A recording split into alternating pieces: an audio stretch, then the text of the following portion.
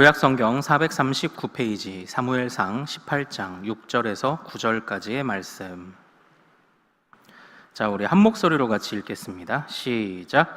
무리가 돌아올 때 곧 다윗이 블레셋 사람을 죽이고 돌아올 때에 여인들이 이스라엘 모든 성읍에서 나와서 노래하며 춤추며 소고와 경쇠를 가지고 왕 사울을 환영하는데 여인들이 뛰놀며 노래하여 이르되 사울이 죽인 자는 천천히요 다윗은 만만이로다 한지라. 사울이 그 말에 불쾌하여 심히 노하여 이르되 다윗에게는 만만을 돌리고 내게는 천천만 돌리니 그가 더 얻을 것이 나라 말고 무엇이냐 하고 그날 후로 사울이 다윗을 주목하였더라. 아멘. 아멘. 자, 오늘 우리가 함께 읽은 이 말씀 통해서요, 천천과 만만은 같다라는 제목으로 은혜를 같이 나누도록 하겠습니다. 또 이 더운 날씨들 가운데 또 삶의 현장에서 또 지난 3일을 살아내신 우리 모든 성도님들을 좀 축복합니다. 또 하나님께서 또 오늘 이 말씀으로 우리를 깨우쳐 주실 때 이것이 곧 우리의 것이 되어 사회를 향한, 세상을 향한 선한 영향력으로 나타나기를 소망합니다. 오래전에 뉴스에 이걸 참 웃어야 할지 울어야 할지 모를 그런 뉴스가 하나 실린 적이 있었습니다. 바로 우리나라의 어떤 것이 미국의 유명 잡지에 실렸다라는 겁니다. 뭐 어떤 연구 성과나 논문들이 실렸다 그러면 박수칠 일이잖아요. 그런데 안타깝게도 이 뉴스는 무엇이었냐면 한국인들에게만 나타나는 독특한 화병이라는 것이 미국의 정신분석학 최고 권위 있는 자료집에 실리게 되었다라는 것이 이제 한 뉴스로 나왔습니다. 우리나라의 화병, 이게 뒤에 얘기를 들어보니까 이것이 이제 화병이라고 등록이 됐다가 이제 2019년도에는 다른 비슷한 문제들로 다른 병명으로 설명할 수 있는 것들이 많아서 이게 화병이 이제 목록에서 빠지게 되었다는 이런 얘기를 좀 듣기는 했는데요. 근데 이 이야기를, 이런 뉴스를 보고 났을 때 대부분 사람들의 반응은 그럴만하다라는 것이었습니다. 우리나라가 화가 많습니다. 우리나라가 좀 분노가 많습니다. 그러니까 대부분 이제 인정하실 거예요. 우리나라 사람들이 얼마나 빨리빨리 또는 성급함 아니면 분노, 화 이런 것들이 많은지 다 이해하실 것이라고 생각을 합니다. 오늘 우리는요, 이 분노로 인해서 망한 한 사람을 보게 됩니다. 이 분노로 인해 망한 사람이 누구냐? 바로 사울이라는 사람입니다. 이 사울은요, 지금 이스라엘의 왕입니다. 그런데 이스라엘의 왕, 그 당시의 왕은 전쟁을 이끌어야 했습니다. 그러나 이 사울은 한동안은 승승장구하는 것 같지만 유독 블레셋과의 전쟁에서는 그가 힘을 제대로 쓰지 못했습니다. 왜 그랬죠? 바로 골리앗이라는 장수 때문에 그랬습니다. 그때에 이 하나님께서 사울 모르게 기름 부은 자 바로 다윗이 나타나서 그 골리앗을 보고 모두가 그 골리앗의 용모와 신장에 무너졌지만 바로 이 다윗만큼은 골리앗 입에서 나오는 하나님을 향한 모독, 그것이 눈에 들어왔죠. 그러니까 모두가 그 골리앗의 용모와 신장을 보았지만 다윗은 무엇을 보았다고요? 그의 입술에서 나오는 하나님을 향한 모독을 보게 된 겁니다. 그래서 용모와 신장을 보던 자들은 모두가 나가 떨어졌지만 하나님의 이름을 저 할례 없는 자가 어떻게 저렇게 말할 수가 있느냐며 분노를 가졌던 다윗은 바로 그 골리앗을 향해 담대하게 나아갔던 것이죠. 그래서 우리가 지난번에 살펴본 말씀대로 골리앗을 아주 멋있게 무찌릅니다. 그리고 돌아와 많은 백성들의 친송을 받습니다. 이제 이런 일이 있은 뒤에요, 이제 그 군대가 다시 예루살렘으로 귀환해 돌아올 때 이제 일이 시작됩니다. 그 당시에 예수님이 그 예루살렘 성에 입성하실 때도 많은 사람들이 나와 종려가지를 흔들며 호산나 호산나라고 이렇게 외쳤잖아요. 그것이 그 당시에 이제 전쟁에서 승리하고 오는 그 승리한 군대를 향해 보내는 승전가였습니다. 그래서 이 사울 왕이 이끄는 군대가 들어올 때 바로 수많은 여인들과 사람들이 나와서 이제 말하자면 그 군대를 향해 이제 승전가를 부르고 있는 장면입니다. 자, 그런데 그 승전가를 부를 때 그 승전가의 내용이 어떤 것인지를 한번 보십시오. 자, 7절 말씀 우리 같이 한번 읽어보겠습니다. 자, 시작. 여인들이 뛰놀며 노래하여 이르되 사울이 죽인 자는 천천히요 다윗은 만만이로다 한지라. 아멘. 여기서 그 여인들이 이렇게 노래하기 시작합니다. 사울이 죽인 자는 천천이다. 그러나 다윗이 죽인 자는 만만이다. 이렇게 이야기를 했던 겁니다. 근데 이 이야기를 듣고 이 사울의 마음이 어떻게 느끼는지를 우리 8절을 통해서 한번 같이 읽어보겠습니다. 자, 시작. 사울이 그 말에 불쾌하여 심히 노하여 이르되 다윗에게는 만만을 돌리고 내게는 천천만 돌리니 그가 더 얻을 것이 나라 말고 무엇이냐 하고. 지금 이 사울은 천천히요 다윗은 만만이라는 얘기를 듣고 어떻게 한다고요? 위협을 느끼기 시작을 합니다. 위협을 느껴요. 그래서 다윗이 자신의 나라를 빼앗아 갈 것이라고 생각을 합니다. 사울로 하여금 그런 생각을 만들게 했던 원인이 뭔가요? 사울로 하여금 그런 상황을 만든, 한번 여기서 잘못한 사람이 누군지를 한번 찾아보십시오. 첫 번째, 다윗이 잘못했나요? 어떠신가요? 자, 두 번째, 여인들이 잘못했습니까? 여인들이 어떠세요? 아이, 그 왕한테 좀 왕이 잘했다고 하지 왜 그 다윗을 그렇게 노래를 해가지고 다윗을 왜 그렇게 찬양해가지고 사울로 하여금 화나게 만들어? 여인들이 잘못한 건가요? 아닙니다. 아닙니다. 지금 이 내용을 한번 잘 보십시오. 여인들이 사울이 죽인 자는 천천히요 다윗이 죽인 자는 만만이라고 하는 이것은 사실입니다. 있는 그대로의 사실이에요.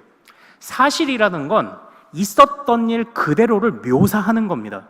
그 안에 어떤 개인적인 평가나 감정이 들어가 있지 않은 것을 사실이라고 말해요. 지금 이 여인들이 잘못한 것은 없습니다. 사실을 말했을 뿐입니다. 만약 이 여인들이 아나운서였다고 생각을 한번 해보십시오. 아나운서였다. 그러면 말 그대로 그냥 뉴스를 전한 겁니다. 사울이 블레셋에게 승리하긴 했지만 사울은 고전했는데 그런데 용감한 다윗이 나타나서 골리앗을 죽였습니다. 만약 이 여인들이 이렇게 노래했다면 여인들이 잘못한 건가요? 아닙니다. 있는 사실을 그대로 얘기한 겁니다. 여인들은 잘못이 없어요. 그런데 문제는 이 사실이 전해 들었을 때 들었던 많은 사람들은, 우리도 마찬가지입니다. 어떤 소식을 듣게 되면 그것을 우리 식대로 해석하기 시작합니다. 그것을 뭐라고 하냐? 의견이라고 그래요. 있는 일 그대로를 묘사하는 건 사실인데요, 거기에 나의 생각과 나의 판단이 들어가는 순간 그것은 의견이 됩니다. 그런데 여기를 한번 잘 보십시오. 여인들이 사실을 전합니다. 사울은 천천히요 다윗은 만만이다. 여기까지는 문제가 없어요. 그러나 이것을 사울이 자기 식대로 해석하기 시작합니다. 그래서 이 노래를 어떻게 받아들였다고요? 다윗이 사울의 나라를 빼앗는데 라는 노래로 들었습니다. 참 사람이 그렇죠. 듣고 싶은 것만 듣죠. 자기 마음대로 듣습니다. 그래서 오해 사는 일도 많고요. 그래서 다투는 일들도 많이 생깁니다. 그런데 그러한 중심에 뭐가 있었다고요? 우리 8절에 보면요, 사울이 그 말이 불쾌하여 심히 노하여 이르되, 바로 그 중심에 분노라는 것이 있었어요. 물론 모든 감정들도요 다 똑같습니다. 우리가 그것을 잘못 생각하면요 그게 사실은 좋지 않은 결과들을 나타내요. 근데 이 장면에서는요, 사울로 하여금 있는 사실을 자기 식대로 해결하는 의견으로 어떻게 갖게 만들었죠? 무엇이요? 분노가 그런 작용을 일으킨 겁니다. 분노가 그런 생각을 갖게 만들었습니다. 근데 사랑하는 여러분, 이런 상황이 되면요 도대체 이제 얼마나 무서운 일이 일어나는지 우리는 사실 구약 역사 가운데서 이미 본 적이 있습니다. 여기서 이 심히 노하다라는 단어가 있어요. 이 심히 노하다라는 단어가 창세기에서 중요하게 쓰였던 적이 있습니다. 그게 어떤 구절인지 혹시 아시겠습니까? 바로 가인과 아벨, 아담의 아들들이었죠. 가인과 아벨이 비록 에덴 동산에서 쫓겨났지만 그럼에도 불구하고 돌보시는 하나님, 그러니까 그럼에도 불구하고 제한적이었지만 하나님 만날 길을 열어주신 하나님에게 제사를 드리죠. 그런데 그때에 하나님이 아벨의 제사는 받으시고 가인의 제사는 받지 않으십니다. 왜냐하면 아벨의 제사는 하나님을 향하여 드리는 정성스러운 양의 첫 새끼를 드리는 제사였어요. 그러나 이 아벨의 제사는요, 양이 아니고 무슨 땅의 소출물을 드렸다는 것 때문에 안 받으신 것은 아닙니다. 제사에는 분명히 땅의 소출을 드리는 소제라는 제사가 있습니다. 그런데 하나님이 이 가인의 제사를 받지 않으신 것은요, 아마 아벨과 대조해서 그의 정성과 진심이 부족했을 가능성이 크죠. 그래서 하나님이 가인의 제사는 받지 않으셨습니다. 그런데 한번 잘 보십시오. 제가 심지어는 어떤 무슨 그 마음을 분석하고 상담하신다는 분이요, 너무 과도하게 해석을 하다 보니까 하나님이 가인을 그렇게 만든 원인을 제공했다고 그렇게 해석하는 것도 제가 들은 적이 있습니다. 말도 안 돼요. 말도 안 돼요. 하나님이 아벨의 제사를 받으신 것과 가인의 제사는 거부하신 것은요, 이건 사실입니까? 의견입니까? 이건 사실이에요. 있는 그대로의 사실입니다. 아벨은 주님이 받으시는 제사의 조건을 충족했고 가인은 그 조건을 충족하지 못했습니다. 근데 문제는 거기에 있지 않아요. 이제 이것을 해석해 나가는 가인에게 문제가 있어요. 가인은 그 사실을 어떤 의견으로 받아들였죠? 아벨을 쳐 죽여야 되겠다. 저놈만 아니었으면 자신의 지금 잘못은 생각하지 못하고 아벨 때문에 내가 비교당했다고 생각을 하는 거죠. 아벨만 아니었으면, 저놈만 아니었으면 내 제사를 받으셨을 텐데라는 착각을 하기 시작을 한 겁니다. 그래서 어떻게 합니까? 가인이 아벨을 죽이려고 마음먹어요. 그때 하나님이 가인으로 하여금 경고하시는 말씀이 왜 너의 얼굴에 분노가 보이느냐였어요. 너의 분함을 다스리라 라고까지 했습니다. 분노를 왜 다스려야 하죠? 자꾸 왜곡하기 때문이에요. 왜곡합니다. 자꾸 왜곡하기 때문입니다. 사실을 자꾸 부정적 의견으로 왜곡합니다. 그때에 쓰였던 이 분하다, 분노하다라는 단어가 지금 이 사울에게 그대로 쓰이고 있습니다. 상황이 똑같아요. 있는 사실을 왜곡했던 가인과 있는 사실을 왜곡하는 사울이 지금 똑같습니다. 사실요, 이 사울에게 있어서 이 분노라는 감정, 제가 이제 한번 좀 질문을 좀 드려볼게요.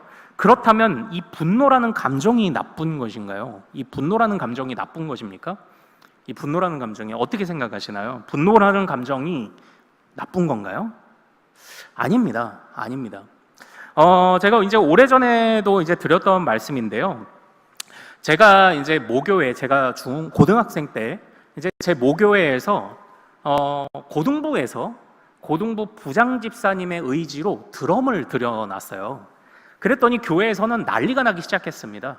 수많은 어른들과 장로님들이 어찌하여 저렇게 시끄럽고 세상음악 연주하는 것을 교회에 드리냐라고 하면서 그 드럼을 부셔버렸습니다. 그런데요, 그 이후에 제가 군대를 갔다 왔어요. 그랬더니 본당에 드럼이 놓여 있었습니다. 어떻게 된 걸까요? 어떻게 된 걸까요? 그 드럼이 놓여 있을 때 이유는 하나였습니다. 다른 교회도 하던데요 였어요. 그리고 이 드럼을 놓고 하는 교회들 보니까 젊은이들을 많이 끌어당기더라 였습니다. 한번 물어봤어요. 그럼 그때 그 드럼 부셨던 그 어른들이 고등부에 와서 사과를 하셨습니까? 했을까요? 안 했을까요? 안 했습니다. 안 했어요. 그러니까 그때에 이분들이 가졌던 생각이 뭐냐면 드럼은 더러운 것이다라고 생각을 한 겁니다. 그런데 여러분 생각해 보면요, 예전에 기타를 교회에서 사용할 때도 똑같은 과정을 겪었습니다. 어떻게 세상음악 연주하던 걸 가지고 교회로 들어와? 여러분들은 어떻게 생각하시나요? 그때 그 당시에 우리의 믿음의 그 가르침을 받던 우리의 상황들과 수준들이 어땠냐면 이 세상에 있는 것 중에 좋은 것이 있고 나쁜 것이 있다고 구분을 해서 대부분의 목사님들이 가르치셨습니다. 그러나 제가 신학교 가서 깜짝 놀랐던 것은 뭐냐면 이 세상에 좋은 것과 나쁜 것이 있는 것은 아닙니다. 세상에 있는 모든 것은, 주님이 주신 모든 것은 다 선합니다. 그것을 나쁘게 만드는 사람이 있을 뿐입니다. 즉 주님이 주신 것들 모두는요 다 중립이에요. 그러나 그것을 다루는 사람의 마음이 그것을 좋게도 만들고 나쁘게도 만들어요. 그래서 우리가 흔히 드는 예가 있잖아요. 칼. 칼은 좋은 건가요? 나쁜 건가요? 중립입니다. 그러나 그 칼이 엄마의 손에 들리면 좋은 것이고 강도의 손에 들리면 나쁜 거죠. 기타나 드럼은 좋은 건가요? 나쁜 건가요? 중립입니다. 교회에서 그것을 드릴 수 있나요? 있을 가능성도 있습니다. 그러나 이제 오늘날도 이 교회 안에 보면요, 약간 이런 어려움들과 토론들이 좀 더 필요한 부분이 있는 것 같기는 합니다. 그 예전에 이제 한 트로트 오디션이 벌어졌는데요. 그때 갑자기 어떤 한 분이 혜성처럼 등장하여 우승을 해버렸습니다. 그런데 그때 그분이 우승을 하고 교회 안에서 모든 장기자랑과 찬양대회의 판도가 바뀌었는데요. 그분이 누군지 아시겠어요? 네, 트로트 찬양을 하시는 구자옥 목사님이셨어요. 이 구자옥이라는 목사님이 나오신 이후에 모든 교회에서 다 기타 하시는 분이든 아니면 특송하시는 분들이 다 뭐 불렀습니까? 아따 참말이여 믿을 수 없겠는데 이걸 불렀어요. 하나님 인간이 되셔 대신 죽어주셨다고 이걸 불렀어요. 그때도 논란이 많았죠. 세상에 어디 트로트로 찬양이 가능하냐. 그런데 그때 이미 교회 안에 밴드 음악이 있었거든요. 예전에 찬양팀은요, 이렇게 손잡고 서서 하는 중창이 대부분이었습니다. 기억나시죠? 옹기장이 이런 팀들. 그러나 요즘 옹기장이가 뭐 하는 줄 아십니까? 밴드 활동하고 다닙니다. 요즘에 흐름이 바뀌었어요. 그러니까 어떻게 보면은 그래, 밴드는 교회 안에 들어왔어요. 세상음악 연주하던 밴드가 교회 안에 들어왔습니다. 그런데 아직 트로트는 좀 인식이 아직도 반반인 것 같기는 합니다.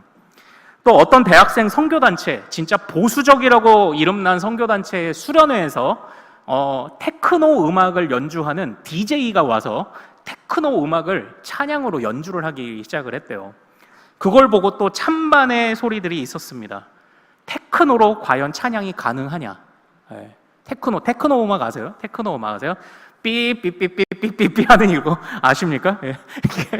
테크노 음악이 가능할까요? 우리에게 계속 이런 고민이 주어지는 지점이 물론 있기는 합니다. 그러나 이제 이걸 좀 더 고민해야 되지만 이것이 가능하다 안 하다라고 말할 때에 일단 그 중심에는 무슨 생각이 있냐면 이 세상에 있는 모든 것은 선하다, 그것을 선하게 사용하면 된다라는 인식이 일단은 있는 겁니다. 그래서 더 고민은 해야 되는 부분들이 많더라도 기본적으로 우리는 이 세상에 존재하는 것에서 모든 것은 중립이라는 생각을 사실 가져야 합니다. 그러면 이것을 이제 우리의 감정으로 가져와서 한번 보자고요. 우리의 감정은 좋은 건가요? 나쁜 건가요? 감정은 중립입니다. 엄밀히 말하면 주님이 주신 모든 것이 선한 것입니다. 그러나 그 선한 것을 잘못 사용하는 자가 문제죠. 이 사울랑도 똑같았습니다. 이 사울도요, 분노를 두 가지로 사용을 했었습니다. 오늘 보는 본문에서는 바로 안 좋은 분노, 저 다윗을 내가 죽여버려야지, 없애야지라고 사용한 분노가 있었죠.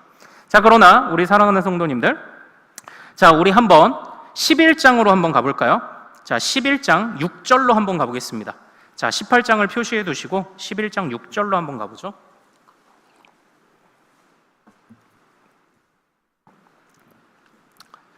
자, 사울이 아직 왕이 되기 전이긴 하지만 기름 부음 받은 이후에 암몬과 나가서 싸울 때 11장 6절 같이 한번 읽겠습니다. 시작. 사울이 이 말을 들을 때에 하나님의 영에 크게 감동되매 그의 노가 크가 일어나. 여기에서 볼 때에 이때도 사울은 분노를 느꼈습니다. 그런데 이 분노가 누구를 향해 있죠? 원수 암몬을 향해 있었어요. 이때 하나님은 이 사울의 이 분노를 활용하셔서 암몬을 무찌르십니다. 이때 사울의 분노는 좋은 분노인가요? 나쁜 분노인가요? 좋은 분노였습니다. 그래서 이 일 이후에 사무엘이, 자, 우리 11장 14절을 같이 읽어보겠습니다. 자, 같이 읽겠습니다. 시작. 사무엘이 백성에게 이르되 오라, 우리가 길갈로 가서 나라를 새롭게 하자. 사무엘이 그 분노에, 거룩한 분노라고 표현해 볼게요.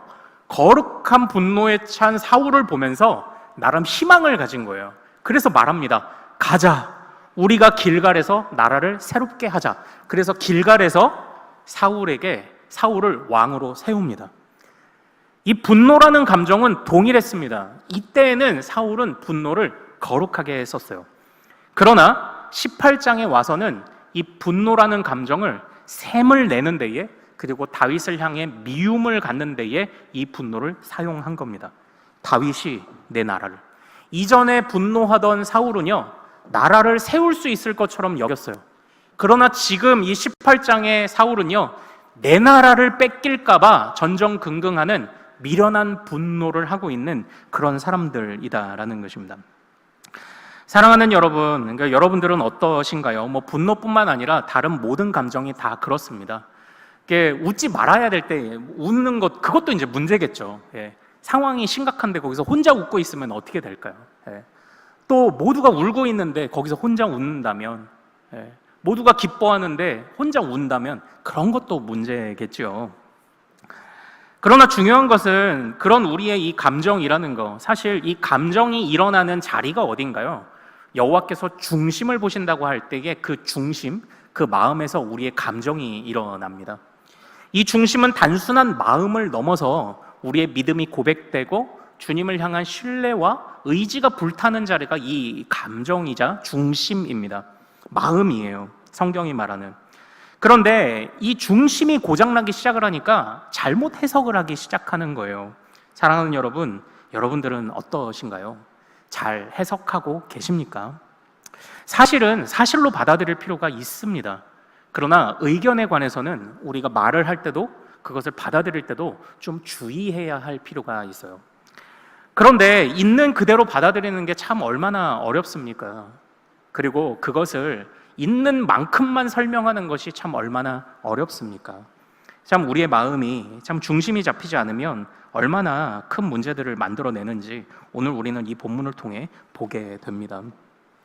그래서요, 성경에서는 그런 말씀을 하시는 것 같습니다. 성경에서 사도 바울은 고린도전서 6장 그리고 10장에서 이렇게 말합니다. 모든 것이 가하나 모든 것이 유익하지 않습니다. 모든 것이 가능하지만 우리가 감정을 갖는 것, 쏟아내는 것, 뭐 교회 안에서도 때로는 분노를 쏟아낼 때, 때로는 기쁨, 울음, 감정을 쏟아내는 거 있을 수 있습니다. 그러나 모든 것이 덕을 세우는 것은 아니다라고 성경이, 사도 바울이 말씀을 합니다. 그때 사도 바울이 권면하는 것이 있습니다. 이 똑같은 이야기를 고린도전서 6장에서 할 때는 이렇게 말합니다. 무엇에든지 얽매이지 마십시오. 있는 그대로만 받아들이면 돼요. 거기에 의견을 첨가할 때 주의하면 됩니다. 얽매이지 마십시오. 모든 것이 가하나 모든 것이 유익하지 않다는 말을 10장에서 할 때는 이렇게 말합니다. 다른 사람의 유익을 구하십시오, 이렇게 말해요. 근데 오늘 우리가 살펴본 이 본문의 문맥과 흐름을 보면 이와 비슷한 이야기가 있습니다. 자, 우리 18장 초반부로 한번 가겠습니다. 18장 1절부터 1절만 읽고 그 다음에 우리 5절을 한번 읽어보죠. 1절과 5절만 읽겠습니다.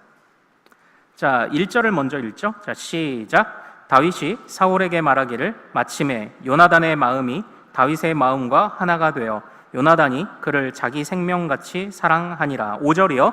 다윗은 사울이 보내는 곳마다 가서 지혜롭게 행하매 사울이 그를 군대의 장으로 삼았더니 온 백성이 합당히 여겼고 사울의 신하들도 합당히 여겼더라. 아멘. 여기서 두 사람이 등장합니다. 1절에서는 요나단이 등장을 해요. 요나단이 다윗을 인정했습니다. 5절에도 보면요, 사울 왕도 다윗을 인정했습니다. 그런데 이제 이 이후의 이야기를 보면 똑같이 인정을 했지만 사울은 그 다윗을 향한 감정을 분노와 화로 바꾸기 시작했어요. 그런데 똑같이 인정했지만 요나단은 어떻게 했죠? 요나단은 다윗을 나중에 자기의 왕권을 포기하면서도 이 다윗을 사랑했습니다. 이 차이가 어디서 나오는 걸까요? 지금 둘은 다윗을 똑같이 인정하고 있습니다. 그런데 인정했지만 사울 왕은 다윗을 버렸고 요나단은 다윗을 끝까지 붙잡았습니다. 우리 18장 1절을 다시 한번 같이 읽어보죠. 같이 한번 읽습니다. 시작. 다윗이 사울에게 말하기를 마침에 요나단의 마음이 다윗 마음과 하나가 되어 요나단이 그를 자기 생명같이 사랑하니라. 자, 3절 읽습니다. 시작. 요나단은 다윗을 자기 생명같이 사랑하여 더불어 언약을 맺었으며. 자, 4절 읽습니다. 시작. 요나단이 자기가 입었던 겉옷을 벗어 다윗에게 주었고 자기의 군복과 칼과 활과 띠도 그리하였더라. 아멘. 사울도 다윗을 인정했고 요나단도 다윗을 인정했습니다. 그러나 사울은 변질되었지만 요나단은 변질되지 않았어요. 그 차이가 어디서 왔을까요? 바로 사랑에서 왔어요. 그 차이가 사랑에서 왔어요. 그 사랑에서 변치 않는 다윗을 향한 마음이 나왔습니다. 참고로요, 여러분들 나중에 가셔서 이 17장을 읽어보시면서 요나단이 다윗을 왜 사랑했는지 한번 좀 생각해 보십시오. 제가 이거 좀 찾아보기도 하고 제 나름대로 생각해 봤는데 정확하게 드러나지는 않았던 것 같습니다. 사실 조금 여담인데 17장 후반부에 보면 다윗이 말끝마다 주의 종이 그래서 저는 이 주의 종이라고 표현한 게 자신을 하나님의 종이라고 인정하는 것을 보고 요나단이 다윗을 인정했구나 생각했더니 그게 아니더라고요. 여기서는 주의 종이 그런 뜻이 아니에요. 이게 영어 성경이나 아니면 원어 성경을 보면은 그냥 왕 앞에서 얘기할 때 그냥 겸손한 표현이에요. 당신의 종이. 여기서 주의 종이라고 우리나라가 번역을 그렇게 한 겁니다. 그러니까 여기에서 원래 뜻은요, 사울왕이 질문을 하면 아이고 쇳내가 이런 뜻이에요. 그러니까 그냥 단순한 겸손을 보고 요나단이 이렇게까지 하지는 않았을 것 같고요. 그냥 제가 내린 결론은요, 하나님이 기름 부으신 자를 향해 좋은 사람들을 붙여주신 것 같습니다. 여기까지. 다시 이제 본문으로 돌아오죠. 우리 사도 바울 선생님이 모든 것이 가하지만 모든 것이 유익하지 않다고 말할 때 다른 사람의 유익을 구하라는 그 말이 무엇인가요? 그게 사랑이죠. 그게 사랑입니다. 그래서 사랑은요, 4절에 보면 요나단이 자신의 모든 것을 벗어주었다고 하잖아요. 보면 사랑으로 인해 무장해제가 된 것 같습니다. 그 사람을 향해 모든 것을 주어도 아깝지 않은 그런 마음을 가진 것 같습니다. 그리고 3절에 보면요, 이 언약을 맺었다라는 게 있잖아요. 이 언약을 맺는다라는 표현이 단순하게 우리 서로 사이좋게 지내자고 손가락 걸고 약속한 정도가 아니라 이것이 이제 하나님과 우리와의 언약을 이해할 때도 중요한 개념인데요. 이때의 언약은 목숨을 걸고 합니다. 그래서 윗사람이 아랫사람과 언약할 때는 내가 너를 지킬게 라고 하고요, 아랫사람은 윗사람에게 충성을 맹세합니다. 그러니까 이 언약을 잘 생각하면 주님과 우리와의 관계 속에서 이제 우리가 행위가 아니라 믿음으로 구원받는다고 하잖아요. 그런데 우리의 행위가, 구원은 하나님의 은혜로 전적으로 받는다 이렇게 표현하지만 우리의 행위가 그러면 아무런 쓸데없는 건가요? 그냥 우리가 막 살면 되나요? 아닙니다. 이 언약 관계 안에 우리가 들어온 것을 보면 이 믿음과 행위의 이 연관성이 사실은 그 안에서 조화가 되고 녹아지는 것을 우리가 사실 볼 수 있습니다. 나중에 이 언약을 설명할 기회가 또 있을 겁니다. 그런데 저는 이 부분이 이런 생각이 들더라고요. 요나단이 언약을 맺은 것, 이건 진짜 대단한 결심이다예요. 요나단이 가진 사랑도 변질될 수 있습니다. 그러나 그것을 스스로 족쇄를 채우는 겁니다. 나는 사랑만 할 거라고 족쇄를 채운 겁니다. 언약을 통해서 내가 이 사랑을 변치 않도록 너에게 줄게라고 스스로 족쇄를 채운 거예요. 요나단 진짜 멋있는 사람인 거예요. 그냥 사실을 사실로 받아들인 겁니다. 또 나중에도 다윗이 기름 부음 받은 자라는 것을 알고 어떻게 했나요? 감정과 의견을 섞지 않았어요. 그대로를 받아들였죠. 사실을 사실로 받아들이고 하나님의 인도하심을 따라간 게 요나단입니다. 그러나 사울은 그러지 못했습니다. 그 안에 자기의 판단이 들어갔습니다. 사랑이 없어서였어요. 그래서 다윗을 인정했지만 그 인정함도 그가 변질되기 시작을 했다라는 것입니다. 사랑하는 여러분, 이러한 모습들이요, 그러니까 정말 우리도 감정을 잘 써야 되겠다는 그런 생각이 또 1차로 또 들기도 합니다.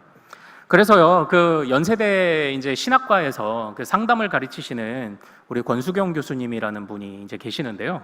그분의 강연을 듣고서는 제가 여기 웃었던 장면이 있는데, 어떻게 하면 부부싸움을 안 하는지를 이분이 설명하신 적이 있어요. 그러니까 보통 우리의 문제가 뭐냐면, 밖에서 안 좋은 일이 있으면 그 감정을 집으로 그대로 가지고 와서 대부분의 싸움이 시작되는 일이 많답니다. 밖에서 일어난 감정은 밖에서만 사용하시라는 거예요. 그런데 그걸 집으로 가져와요. 이게 이런 겁니다. 오늘 밖에서 내가 우리 상사나 선배한테 깨졌어요. 그런데 집에 왔더니 애가 시험 기간인데 공부 안 하고 게임을 하고 있다. 그러면 그 감정을 그대로 가지고 애를 혼내기 시작합니다. 야! 너 이러는 거죠. 넌 내일이 시험인데 이러고 있어! 보통 때 같으면 아유 공부하다가 머리 식히는구나 생각할 수도 있잖아요. 근데 밖에 화를 가져와요. 그래서 그분은, 그 교수님이 이렇게 평가를 하십니다. 우리나라 사람들은 다 압력밥솥 같아요. 나 건드리면 폭발한다! 나 압력밥솥 같다, 그렇게 말씀을 하십니다. 그래서 이분이 그런 얘기를 하시더라고요.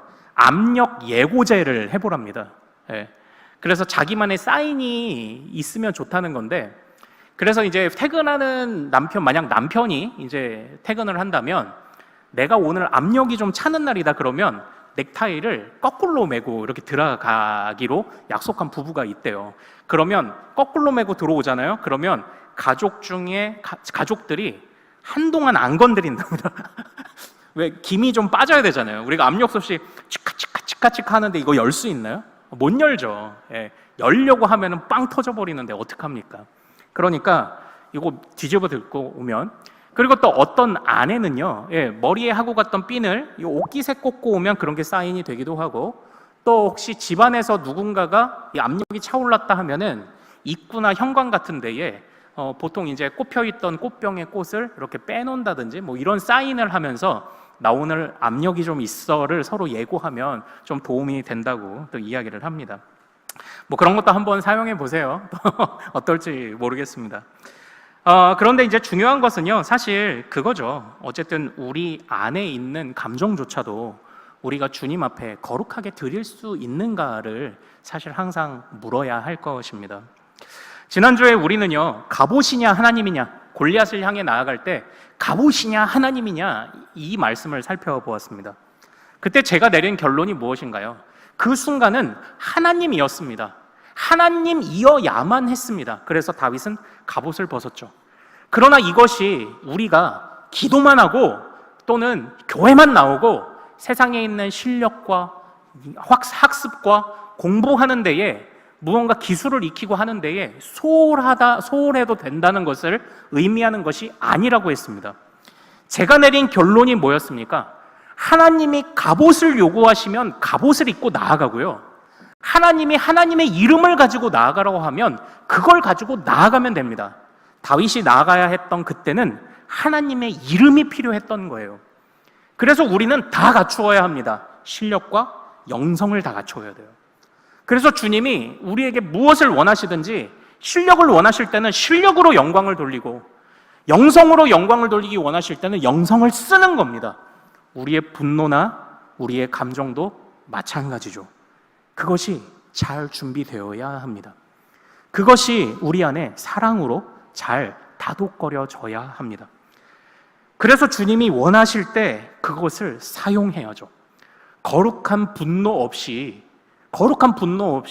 이 세상의 죄악들을 이길 수 있을까요? 거룩한 분노 없이 우리의 허물들을 분리해낼 수 있을까요? 아니요, 없습니다. 분노는 필요합니다. 거룩하게 사용해야만 합니다. 그때그때 우리가 우리의 갑옷이든지 영성이든 하나님이든 우리의 내면이든 어떤 것이든지 그때그때 원하시는 것을 드릴 수 있도록 우리 모두가 그런 마음들을 좀 갖추면 좋겠습니다. 그리고 제가 이제 오늘 말씀을 보면서 한번 좀 생각해 본 게 있어요. 왜 우리는 이렇게 분노하느냐?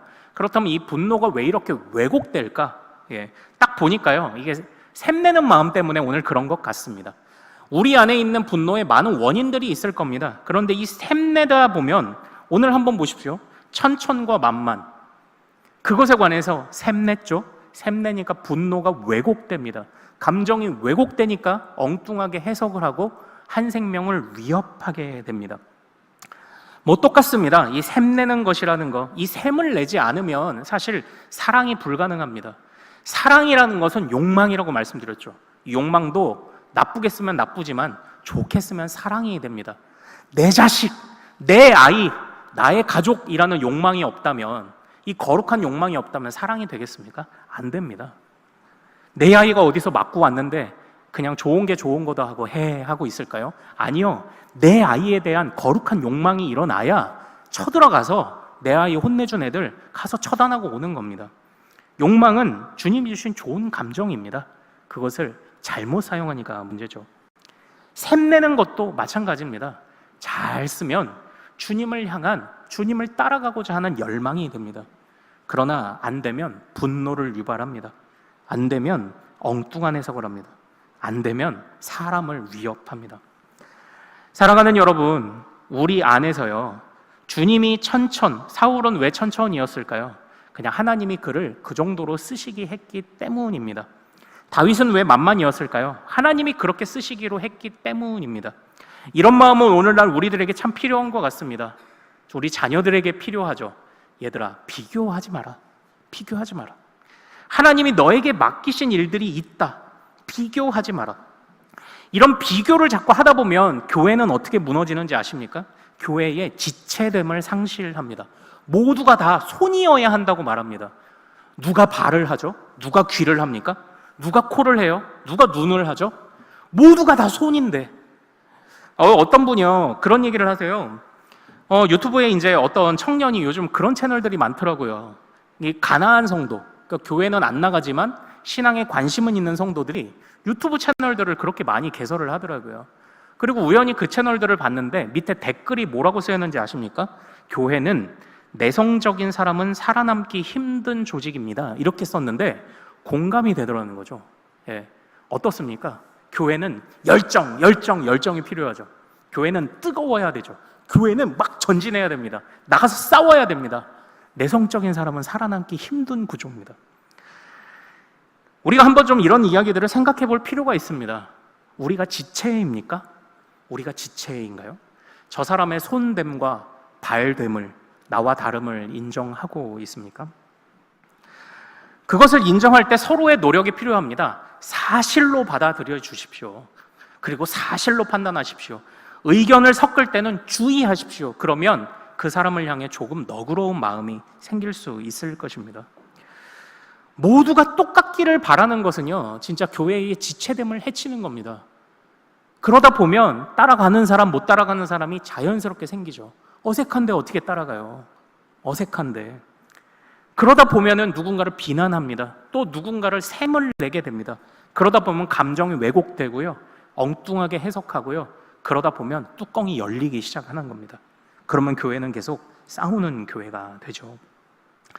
사랑하는 여러분, 오늘 이 말씀 속에서 우리는 이 감정의 중요성을 한번 생각해 보게 되었습니다. 분노이든지 샘을 내는 것이든지 그저 주님이 우리에게 주신 만큼만 생각하고 주님이 우리에게 허락하신 만큼만 고민하며 주님이 우리에게 주신 대로 주님을 사랑하는 방법들을 우리가 해야 하고 또 서로 인정을 해야 합니다. 부족한 것은 채워주면 되겠죠. 손이 발을 위해 일하고 발이 손을 위해 일하면 됩니다. 비난할 자격이 없습니다. 손은 발이 아니기 때문에 발을 비난할 수 없습니다. 발은 손이 아니기 때문에 발은 손을 비난할 수 없습니다. 협동해야 합니다. 그런데 이런 모든 것이 잘 안 되는 게 어디서부터 출발한다고요? 이 감정의 왜곡에서부터 출발을 하는 것 같습니다. 사랑하는 여러분, 아무쪼록 우리가요, 갑옷이냐 하나님이냐, 오늘 하나 더 더해집니다. 우리의 감정이냐, 우리가 모든 것 골고루 균형 잡히게 준비될 수 있기를 소망합니다. 우리가 부족하지만 그래도 하나님이 또 이 요나단과 같이 좋은 사람들 붙여주셔서 또 우리로 어려운 중에도 그래도 마음 다독이며 살아갈 수 있도록 또 하나님이 인도하시지 않겠습니까? 주님이 갑옷을 원하실 때 갑옷을, 주님이 감정을 원하실 때 감정을, 주님이 영성을 원하실 때 영성을, 모든 것이 골고루 준비되어 원하시는 것을 그때그때 맞추어 또 어떻게 해요? 서로 지체가 되어서 서로 비난하지 말고 서로 지체가 되어서 부족함을 채워주는 가운데 함께 주님을 위해 달려가는 우리 모든 가족들 또 모든 교회 공동체가 될 수 있기를 소망합니다. 자, 우리 오늘 찬양하고 같이 기도하기를 원합니다. 자, 우리의 마음을 주님 앞에 고백하기를 원해요. 보소서 주님, 나의 마음을 선한 것 하나 없습니다. 그러나 내 모든 것 주께 드립니다. 사랑으로 안으시고 날 새롭게 하소서. 우리의 마음 새롭게 하실 주님을 기대하며 같이 찬양합시다. 보소서, 보소서 주님, 나의 마음을 선한 것 하나 없습니다. 그러나 내 모든 것 주께 드립니다. 사랑으로 안으시고 날 새롭게 하소서. 보소서 주님, 보소서 주님, 나의 마음을 선한 것 하나 없습니다. 그러나 내 모든 것 주께 드립니다. 사랑으로 안으시고 날 새롭게 하소서. 주님 마음 내게 주소서. 주님 마음 내게 주소서. 내 아버지 주님 마음 내게 주소서. 나를 향하신 주님의 뜻이 이루어지도록 주님 마음 내게 주소서. 보소서 주님, 보소서 주님, 나의 마음을 선한 것 하나 없습니다.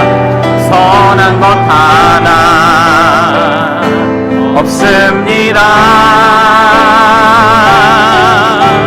그러나 내 모든 것 주께 드립니다. 사랑으로 안으시고 날 새롭게 하소서. 주님 마음 내게 주소서. 주님 마음 내게 주소서. 내 아버지 주님 마음 내게 주소서. 나를 향하신 주님의 뜻이 이루어지도록 주님 마음 내게 주소서. 주님 마음 내게 주소서. 주님 마음 내게 주소서. 내 아버지 주님 마음 내게 주소서. 나를 향하신 주님의 뜻이 이루어지도록 주님 마음 내게 주소서. 내게 사랑을 가르치소서. 내게 사랑을 가르치소서. 당신의 마음으로 용서하게 하소서. 주의 성령 내게 채우사 주의 길 가게 하소서. 주님 당신 마음 주소서. 주님 마음 내게 주소서. 주님 마음 내게 주소서. 내 아버지 주님 마음 내게 주소서. 나를 향하신 주님의 뜻이 이루어지도록 주님 마음 내게 주소서. 자, 사랑하는 여러분, 우리 이 시간 같이 기도하기를 원합니다. 오늘 말씀을 생각하며 여러분들은 감정을 주님께 잘 드리고 있습니까? 감정도 의의 도구로 잘 사용하고 있습니까? 주여, 주님이 원하실 때 갑옷을, 주님이 원하실 때의 영성을, 주님이 원하실 때 마음을, 어떤 것이든 잘 준비되게 하셔서 주님이 원하시는 그때에 가장 적합하고 합당한 것을 거룩하게 드리는 우리 되게 하소서. 우리 마음을 점검하며 주여 이름 크게 한번 부르며 같이 기도합니다. 주여!